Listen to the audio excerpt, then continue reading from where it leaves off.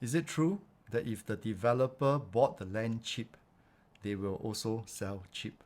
Hello, this is Uncle Sam. In my last video, I promised to address this question where a plot of land recently sold at 18% cheaper than another plot of land just across the road from it, purchased 2 years ago. So is it really true that if a developer bought a land cheap, they will also sell cheap?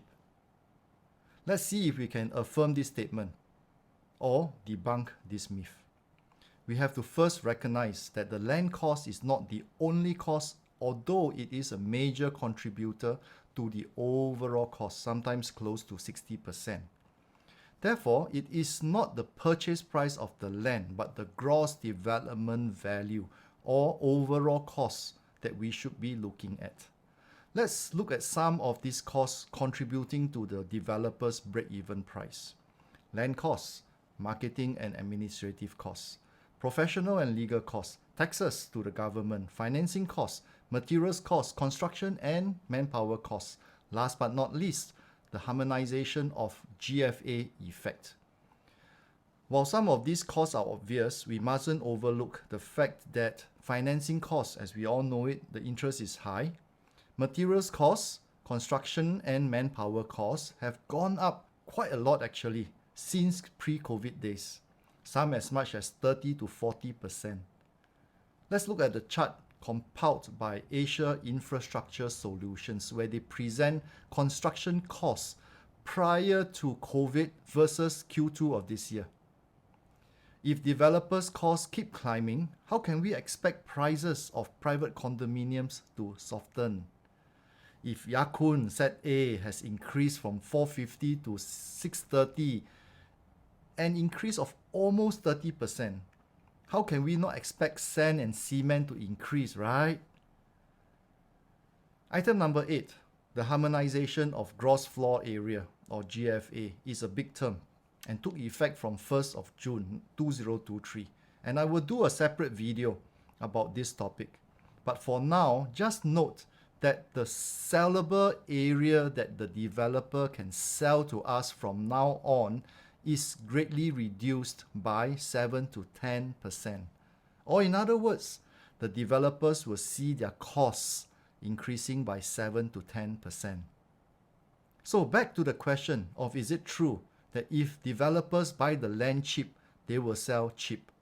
From our analysis and sharing, we should be able to conclude that this is a myth, and developers buying land cheap does not necessarily equate to them selling cheap. Remember in my previous video where I compared two plots of land along Jalan Tembusu, where there appears to be a drop of 18% versus the Tembusu Grand plot. Well, Sim Lian and CDL were the only two bidders for this plot of land. And this is due to lack of interest? I submit to you that I don't think so. Because of the uncertainties with the implementation of the harmonization of GFA, plus the increasing cost of borrowing, materials and construction, and yet having to price competitively and realistically, developers will have to bid for the land at a lower price. Otherwise, they will price themselves out of the market.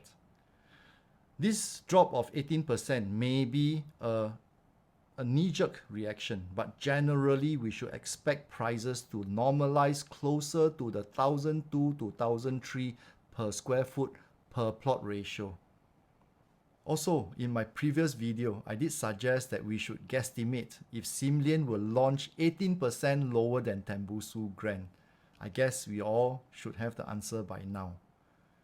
With that being the case, should we expect prices in 2024 to continue to climb?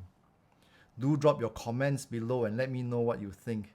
In my next video, I'll be sharing about this topic called harmonization of GFA as mentioned above.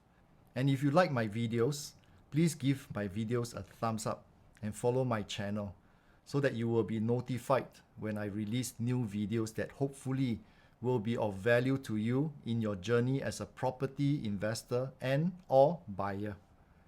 And until then, this is Uncle Sam signing out.